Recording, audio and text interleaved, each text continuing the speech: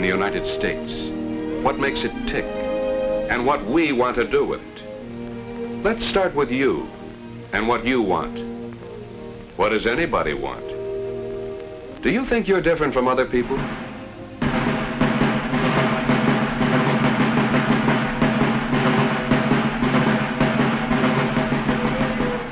Millions have worshipped the strong man, the leader. Millions let somebody else decide what they want.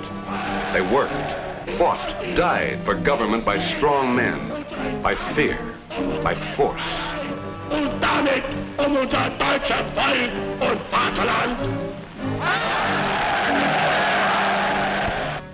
Yeah, the dictator.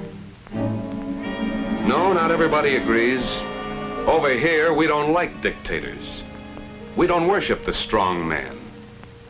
We worship as we please.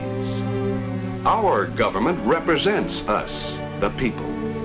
Our government is our servant, not our master.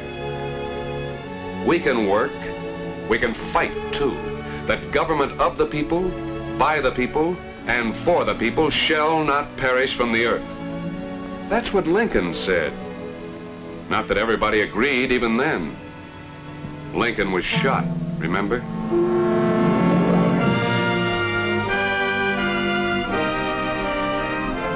Any government has a lot of power, but keep in mind that the power can come from the top down or from the bottom up. And it makes a lot of difference to you, what you can do and what you can't do, where and how you live and work. Let's start from there, where we live and work, what we have in the United States. 1 worker out of 5 lives close to the land on our 6 million farms and ranches. Look them over, big ones, little ones, all kinds. 4 workers out of 5 work away from the land in almost 4 million other places. Big plants, small plants, peanut stands, offices. Altogether, that makes about 10 million places where we can work and make a living. How we work and how we live makes all the difference in what we have in the United States. But how did we get what we have? Suppose just for a moment that we didn't have our 6 million farms and ranches. Let's get rid of them, all of them. Okay? No more farms or ranches. Now, let's get rid of industry too. Then we won't have to worry about that. Fine, no more industry, no more places to work. While we're at it, let's go all the way. Let's wipe out all cities, towns, homes, everything. Now what? Well, now we're starting the hard way, close to old Mother Nature. You and everybody else on Earth have some things in common. You want to stay alive. To stay alive, you have to have food. You have to have some shelter against the elements. You want to be as comfortable as you can. So let's start with this common problem and see what it takes. What are we going to do? Better find somewhere to go. Going to be a storm any minute. Give me the baby. Come on.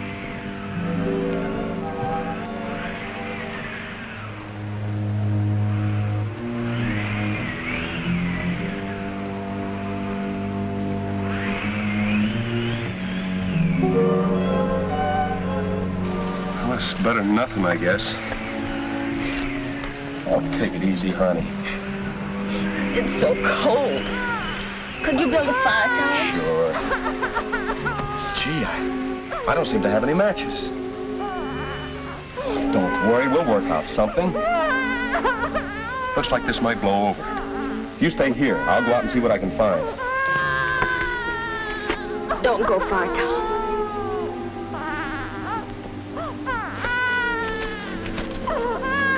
There, darling. I know you're hungry. How long do you think she can feed that baby unless she gets some food herself? Not long. How long could you stay alive dumped into a real wilderness? Most people would starve to death. And yet, it's funny, isn't it? It's all there. Sun, air, soil, water, minerals, metals. It's all right there. But how to get at it?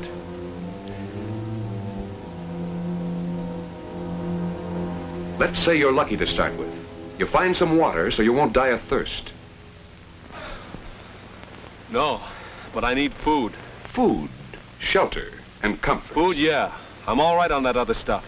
You are now. But where are you going to get another shirt when that one wears out? Well, I don't know. But I'm not going to worry about that now. When the snow starts to fly, you'll worry about it? Plenty. I'm going to have a look around.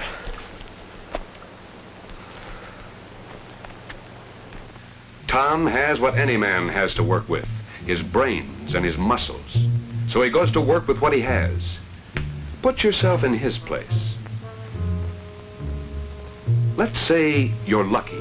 You find some roots you can eat. You find some berries. A couple of days go by and you're still alive, but it's a full-time job. Let's say you're very lucky. You find some fish just when they're spawning. They're helpless. Now, this probably wouldn't happen to you, but let's make it easy. Let's say you get a couple of fish the way a bear does. Midge! Look what I got. Oh, I wonderful. just flipped them out.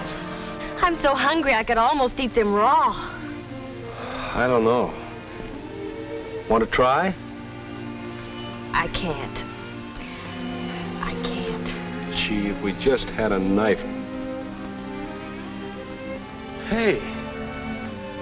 Isn't that smoke? Oh, Tom. Sure it's smoke. There must be somebody over there. Wait here, I'll go and see.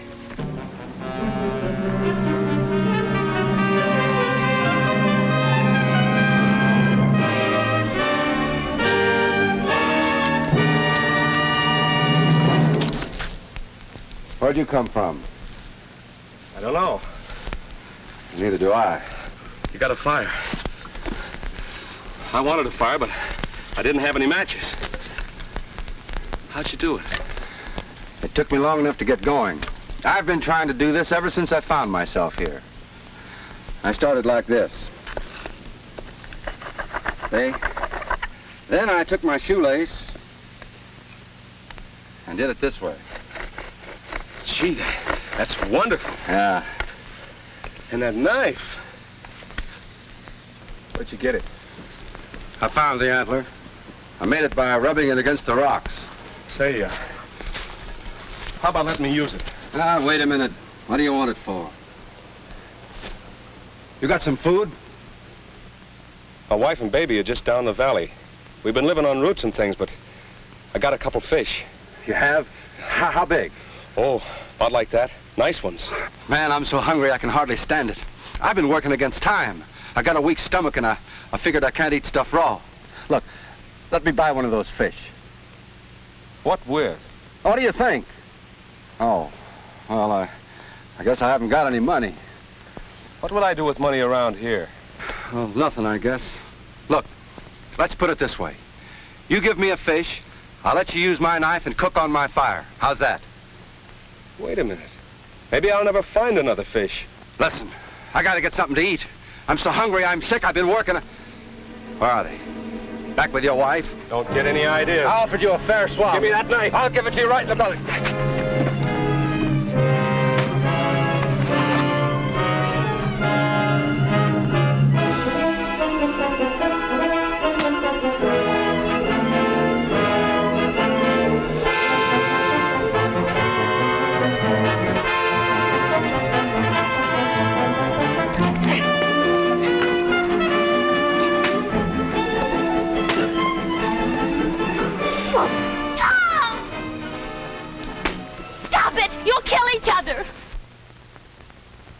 What's come over you, Tom?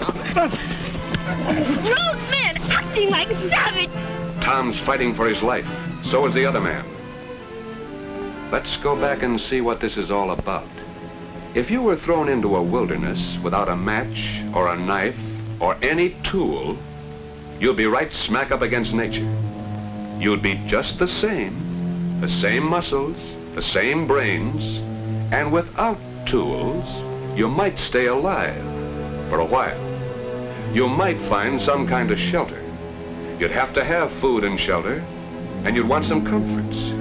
To improve your situation, you'd have to take time out to make some tools. You can't be looking for food and make a knife at the same time.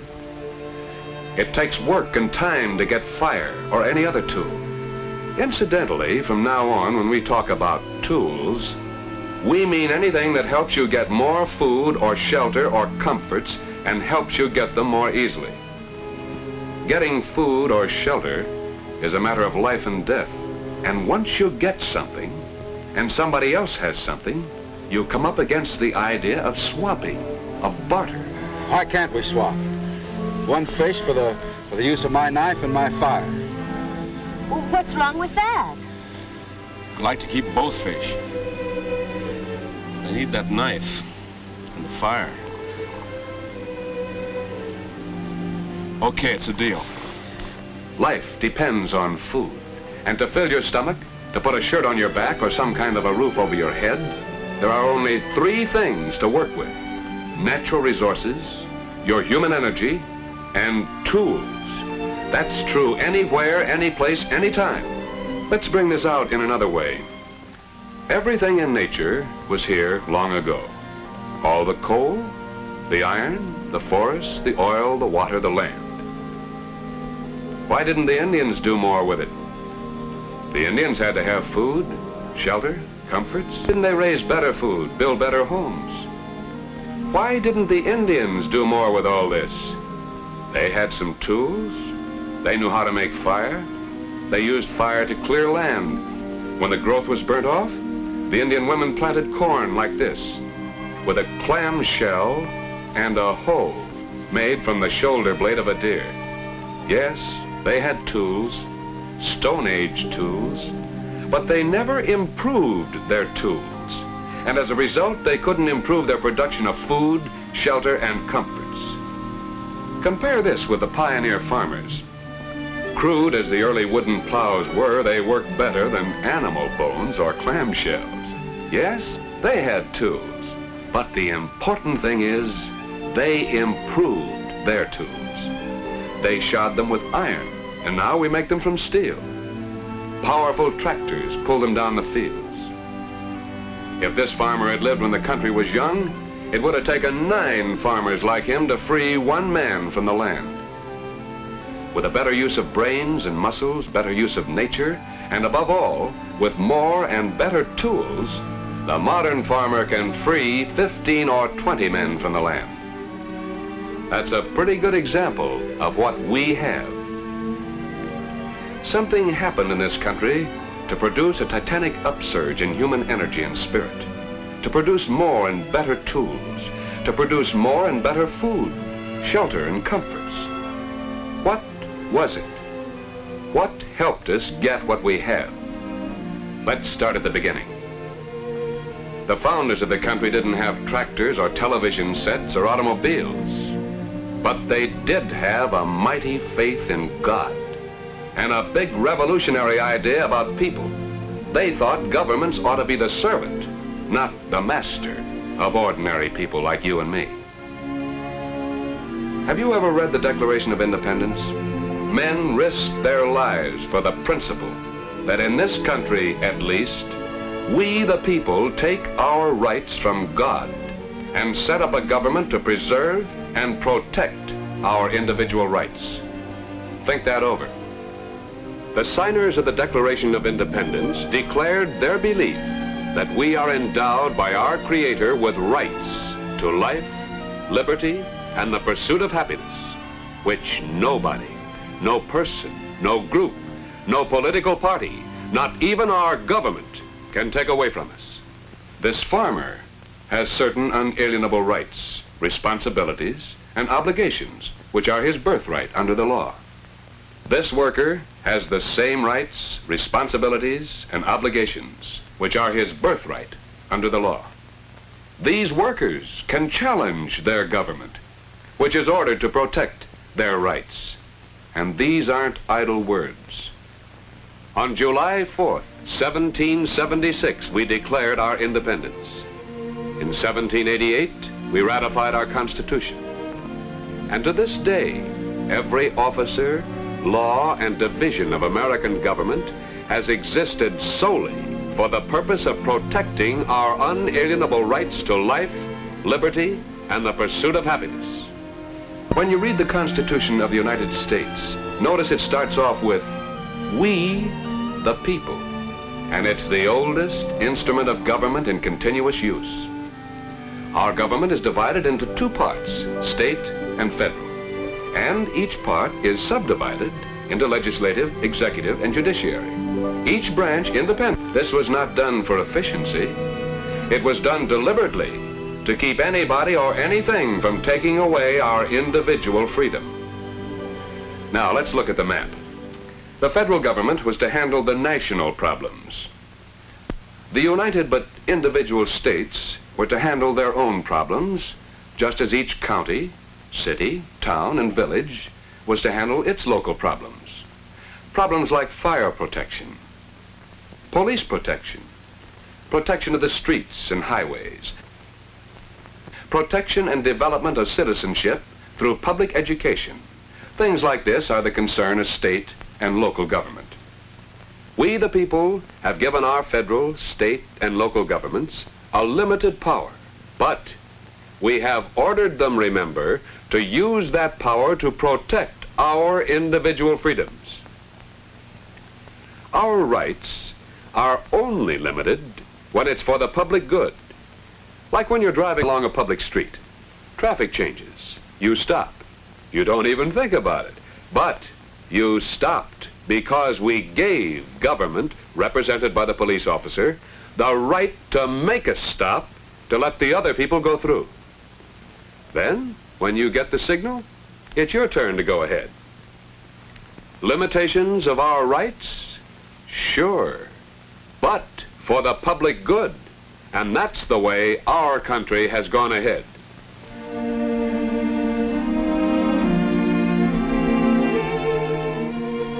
Just what does liberty or individual freedom mean to you? Freedom to do what? There's New York. Just what freedoms do the people down there have? And what difference does it make? How about San Francisco? Chicago. Is life in Chicago any different from life in Moscow, Shanghai, Paris, or any other city? Is this any different from a town of the same size in some other part of the world? There's a great difference, and it starts with the great gift of freedom. Here's a farm. 2 out of 3 farms like this are run by their owners. In other words, here's what we mean by freedom. Farmers are free to save, free to invest their savings, to buy and own their own farm, their own tools, their own stock, free to produce, to make a profit or a loss. It takes time, takes work, takes management, takes saving, takes careful buying and selling. It took this farmer 20 years to build up this herd, but it was worth the effort. Nobody can fool this man about what it means to own your own farm or to build your own herd. He knows where his tools came from and what a difference they make. He started out milking by hand. Now he does it this way and doesn't have to work so hard.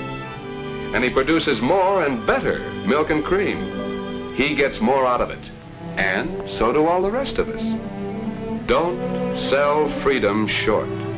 Freedom to work, to grow things, to make things. Freedom to buy and sell. Freedom to save and invest. We have these great freedoms in this country. You have them. Today, as you may know, we live on about 1/16 of the land area of the world.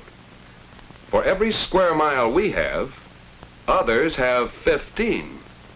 For every worker we have, others have about 15. As far as nature and manpower go, the odds against us are about 15 to 1. Let's get this straight.